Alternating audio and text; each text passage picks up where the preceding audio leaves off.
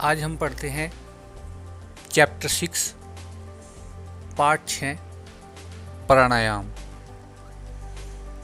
तो देखते हैं प्यारे बच्चों, इस पार्ट में हमें क्या बताया गया है। श्वसन श्वास लेने छोड़ने की क्रिया हमारे जीवन की सबसे आवश्यक क्रिया है। श्वास आना जाना जीवित होने का प्रमाण है। श्वास का रुकना ही मौत है। इन्हीं श्वासों को जीवन शक्ति या प्राण कहते हैं। प्राण शक्ति या श्वास अंदर लेने और बाहर छोड़ने की क्रिया पर नियंत्रण करना ही प्राणायाम कहलाता है। इसे वायु साधना भी कहा जाता है। तो प्यारे बच्चों, हम जीवित रहने के लिए जो सांस लेते हैं, सांस अंदर लेते हैं, सांस को बाहर छोड़ते हैं, ये क्रिया ही आपका प्राणायाम या प्राण कहलाता है। और इन सांसों पर नियंत्रण करना, सांसों को किस प्रकार लेना है, सांस को गहरा लेना है या सांस को छोटा लेना है, इन पर नियंत्रण करना ही प्राणायाम कहलाता है। अब प्राणायाम से क्या लाभ हैं प्यारे बच्चों, ये देखते हैं। प्राणायाम से हमारे शरीर में जितनी भी क्रियाएं होती हैं, सभी का श्वासों से प्रत्यक्ष या अप्रत्यक्ष रूप से गहरा संबंध है। प्राणायाम के द्वारा श्वासों के आवागमन पर नियंत्रण करके हम अपने शरीर को निरोग व तरोताजा बनाए रख सकते हैं। गहरी श्वास न लेने के कारण हमारे फेफड़ों का 3/4 भाग निष्क्रिय रहता है। इसलिए प्यारे बच्चों, हमें गहरी सांस लेनी चाहिए। यदि हम गहरी सांस लेंगे तो उससे क्या होगा कि अधिक से अधिक ऑक्सीजन हमारे फेफड़ों में जाएगी, जिससे कि हमारे फेफड़ों को जो निष्क्रिय भाग है वह भी सक्रिय हो पाएगा। परिणाम स्वरूप शरीर को पर्याप्त ऑक्सीजन नहीं मिल पाती, क्योंकि हम गहरी सांस नहीं लेते, और नुकसान पहुंचाने वाले द्रव्य जो है बॉडी के अंदर जमने लगते हैं। इसके कारण टीबी, खांसी जैसे रोग हो जाते हैं। प्राणायाम के द्वारा फेफड़े मजबूत होते हैं और रक्त संचार तेज हो जाता है। प्राणायाम के और भी कई लाभ है प्यारे बच्चों। जैसे प्राणायाम करने से मस्तिष्क का तनाव कम होता है, मन एकाग्रचित होता है। प्राणायाम करने से शरीर निरोग रहता है। नियमित प्राणायाम करने से पाचन शक्ति और स्मरण शक्ति भी बढ़ती है। प्राणायाम से दीर्घ श्वसन का अभ्यास स्वतः होने लगता है तथा इससे हमारी आयु बढ़ती है। प्राणायाम करने से क्रोध, चिंता, निराशा और भय जैसे विकार दूर हो जाते हैं। सूझबूझ, दूरदर्शिता, सूक्ष्म निरीक्षण, आत्मविश्वास जैसे गुणों का विकास होता है। नियमित प्राणायाम करके मोटापा, कब्ज, रक्तचाप, गैस और श्वास संबंधी जो असाध्य रोग हैं उनसे बचा जा सकता है। तो प्यारे बच्चों, प्राणायाम करना चाहिए। प्राणायाम करने से हमारे शरीर में जितने भी रोग हैं सब में लाभ पहुंचता है। हमारे शरीर से रोग दूर होते हैं। और प्राणायाम में सबसे अच्छी क्रिया है गहरा सांस लेना।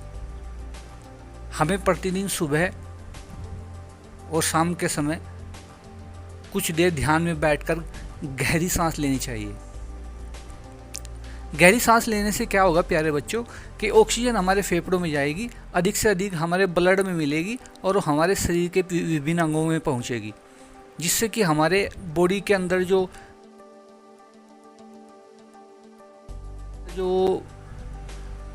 गलत पदार्थ जमा होते हैं, बेकार पदार्थ जमा होते हैं, वे नहीं होंगे और हमारा शरीर निरोग रहेगा। अब प्राणायाम की क्रियाएं देखते हैं प्यारे बच्चों। प्राणायाम से संबंधित अनेक क्रियाएं की जाती हैं। निम्नलिखित 5 क्रियाओं को ध्यान से समझो, जिसको करने से 10-15 मिनट का समय लगता है। देखो, एक तो प्यारे बच्चों भस्त्रिका प्राणायाम, कपालभाति प्राणायाम, अनुलोम विलोम प्राणायाम, भ्रामरी प्राणायाम और उद्गीत प्राणायाम। ये सभी क्रियाएं जो हैं प्यारे बच्चों हमारी जो है स्वास्थ्य के लिए लाभदायक है, हमारी बॉडी के लिए अच्छी हैं। इन उपयोगी क्रियाओं को करने के जो नियम हैं वे देखते हैं प्यारे बच्चों। इसमें पहला जो प्राणायाम है वो है आपके सामने भस्त्रिका प्राणायाम। भस्त्रिका प्राणायाम ये प्राणायाम प्यारे बच्चों 3 से 5 मिनट का है। और नियम क्या है प्यारे बच्चों इसका, आप पहले पद्मासन में बैठ जाइए, खुली जगह पर, साफ सुथरी जगह पर और शांत जगह पर पद्मासन में बैठ जाएं और दोनों नासिका से श्वास को अंदर खींचें। गहरा सांस लीजिए प्यारे बच्चों, और सांस को बिना अंदर रोके पूरी ताकत से बाहर निकालिए। भस्त्रिका प्राणायाम, जैसे आपने भट्टी देखी होगी ना, आग की भट्टी, जब एकदम से जो गैस की भट्टी होती है और उस पर माचिस की तिल्लियाँ फेंक दी जाती है जलती, तो एकदम भक्क की आवाज़ से बलती है। इसी तरह हमें अपने अंदर से तेजी के साथ सांस बाहर निकालना है। ये भस्त्रिका प्राणायाम होता है। इससे लाभ क्या है? इससे सर्दी, जुकाम, दमा, नज़ला, जो श्वसन संबंधी रोग होते हैं दूर होते हैं। रक्त जो है हमारा, ब्लड जो है प्योर होता है, शुद्ध होता है, और शरीर के अंदर जो भी अशुद्ध पदार्थ हैं उनका निष्कासन होता है। सावधानियां भी हैं प्यारे बच्चों। सावधानियां हैं, सांस को अंदर खींचते समय पेट न फूले, बल्कि पसलियों तक सीना ही फूले। गर्मी के दिनों में अधिक न करें, शुरुआत जो है मंद गति से करें, गति बढ़ाते हुए तीव्र गति से करें। दूसरा जो प्राणायाम है प्यारे बच्चों है कपालभाति प्राणायाम। इसका समय भी 3 से 5 मिनट का है। ये भी वैसे ही है कि ध्यान से आप किसी भी आसन में बैठ जाएं, श्वास को सामान्य तरीके से अंदर आने दें, सामान्य अवधि तक श्वास को भीतर रहने दें, जोर से श्वास को बाहर निकालने के दौरान पेट को अंदर करें। तो प्यारे बच्चों, कपालभाति प्राणायाम के भी बहुत लाभ हैं। हृदय, फेफड़े और मस्तिष्क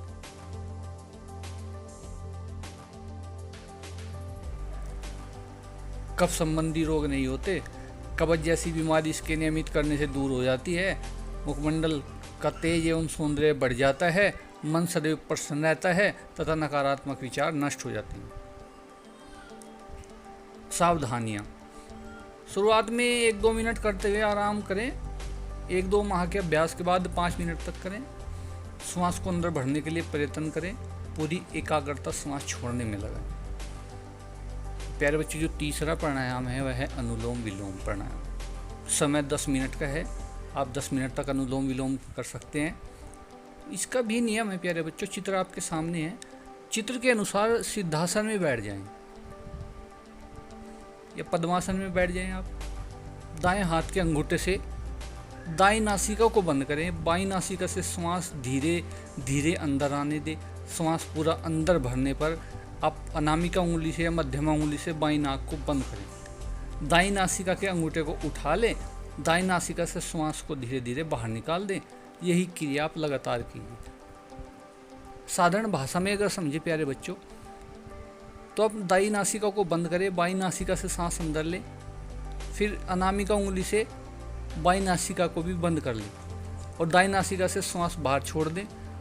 फिर जिस नासिका से आपने श्वास बाहर छोड़ा है उसी नासिका से आप दोबारा श्वास लें और फिर दूसरी नासिका से बाहर निकाल दें, और यही क्रिया आप लगातार 10 मिनट तक करते रहें। इसका लाभ क्या है प्यारे बच्चों? नाड़ियाँ सामान्य स्थिति में कार्य करती हैं। आपका ब्लड जो है, ब्लड सर्कुलेशन, बॉडी के अंदर रक्त संचार अच्छा बना रहता है। सर्दी, जुखाम, गठिया, खांसी, पित्त, कफ, जितने जो भी रोग आपका ये इसे श्वसन संबंधी है वो दूर होते हैं और बॉडी रिलैक्स होती है प्यारे बच्चों। से रक्त संचार बॉडी के अंदर अच्छा बना रहता है, आनंद और उत्साह मिलता है। अब प्यारे बच्चों, सावधानियां देखते हैं कि इसमें सावधानियां क्या हैं। गर्मी के मौसम में 3 से 5 मिनट अनुलोम विलोम करना ही पर्याप्त है। ज़्यादा काफ़ी टाइम गर्मी के मौसम में न करें। शुरुआत जब भी आप करें तो 1-2 मिनट करने पर थकान महसूस होगी। बीच बीच में आराम करें। प्राणायाम की अवधि को 10 मिनट तक बढ़ाएं। हथेली को नाक की शीर में न रखकर उसके ऊपर रखें। अब नंबर 4 जो है प्यारे बच्चों वह है भ्रामरी प्राणायाम। कम से कम 3 बार, अधिक से अधिक 21 बार। ये सबसे अच्छा प्राणायाम है प्यारे बच्चों।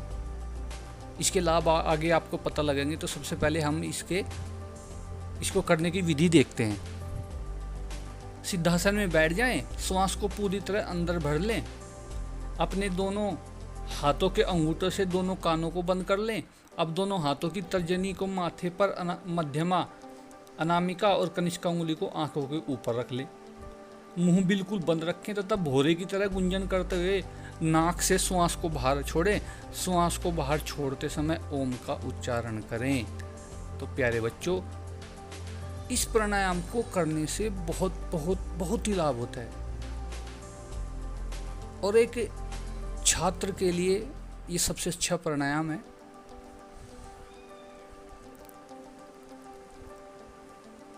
चित्र आपके सामने है, किस तरह हमें अंगूठा रखना है, उंगली रखनी है। मानसिक तनाव और उच्च रक्तचाप तथा हृदय रोग दूर हो जाते हैं एवं मन स्थिर व प्रसन्न रहता है। कोई भी तनाव, बीमारी, टेंशन, एंजाइटी, अगर इस तरह की बीमारी है तो वह खत्म हो जाती है। सावधानियां, नासिका मूल को अधिक बल देकर न दबाएं, नाक को अधिक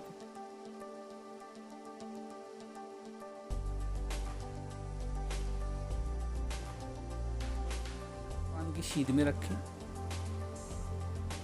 श्वास को बाहर छोड़ते समय मुंह बंद रखें, आंखें बंद रखें। अब है प्यारे बच्चों उद्गीत प्राणायाम। 3 से 7 बार आप उद्गीत प्राणायाम कर सकते हैं। पद्मासन में बैठ जाएंगे और आंखें बंद कर लेंगे, श्वास धीरे धीरे अंदर खींचेंगे और जैसे ही हम बाहर श्वास छोड़ते हैं तो धीरे धीरे छोड़े और ओम का उच्चारण करते हैं। प्यारे बच्चों, ओम का उच्चारण करने से हमारा जो मन है वो एकाग्र होगा। इस प्राणायाम के द्वारा सांसों की गति पर नियंत्रण किया जाता है। सावधानियां तो केवल इतनी है कि श्वास लेने और छोड़ते समय 1 मिनट तक जो है समय ले सकते हैं। अब प्राणायाम करने के कुछ सामान्य नियम हैं। योग करने के, प्राणायाम के कुछ सामान्य नियम हैं, तो वो समझिए प्यारे बच्चों। पहला जो नियम है प्यारे बच्चों,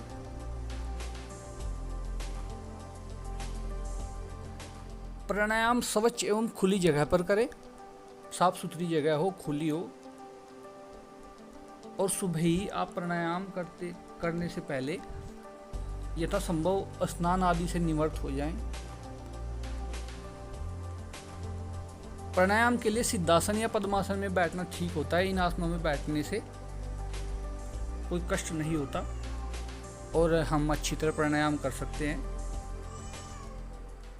बैठने के लिए दरिया कंबल का उपयोग करें। आप नीचे पृथ्वी पर, धरती पर ऐसे ही ना बैठे, अपने नीचे कंबल या दरी जरूर बिछाकर बैठे। सांस जो है सदैव नासिका से ही लें, मुंह से कदापि सांस न लें। भोजन करने के तुरंत बाद प्राणायाम कभी नहीं करना चाहिए। भोजन के 4-5 घंटे के बाद ही प्राणायाम करना ठीक रहता है और प्राणायाम करने के तुरंत बाद भी भोजन न करें। प्राणायाम के पूर्व दोनों नासिका को अच्छी तरह से साफ कर लें। प्राणायाम करते समय श्वास को हठपूर्वक न रोकें। आप सिंपल नॉर्मली जो जितने समय तक आपका श्वास रुक सकता है रोके। श्वास को अधिक ताकत लगाकर ना रोकें, हठपूर्वक न रोकें, आपको नुकसान हो सकता है। प्राणायाम के समय मेरुदंड, गर्दन और कमर बिल्कुल सीधा रखें। अगर थकान महसूस हो तो प्राणायाम की क्रिया करने के बाद थोड़ी देर तक आप आराम कीजिए, फिर दूसरी क्रिया कीजिए। प्राणायाम करते समय किसी प्रकार से जो है आप कोई अपनी बॉडी के साथ कोई ज़बरदस्ती नहीं कीजिए। सांस जितने समय तक आ सकता है लीजिए। तेजी के साथ प्राणायाम ना कीजिए और प्राणायाम करते समय किसी जानकार से सलाह अवश्य ले लें। किसी योगाचार्य से या किसी योगा टीचर से आप सलाह ले सकते हैं। तो प्यारे बच्चों, हमने इस पाठ में जाना कि प्राणायाम कैसे कौन कौन से होते हैं, उनके क्या नियम है, सावधानियाँ क्या हैं और लाभ क्या हैं। इस पाठ में जो क्वेश्चन हैं उनकी वीडियो मैं आपको अलग से प्रोवाइड कराऊंगा इस वीडियो के बाद। तो प्यारे बच्चों, स्वस्थ रहें, प्राणायाम करें। हमारी वीडियो अगर आपको अच्छी लगती है तो लाइक ज़रूर करें, चैनल को हमारे सब्सक्राइब करें। धन्यवाद, नमस्कार।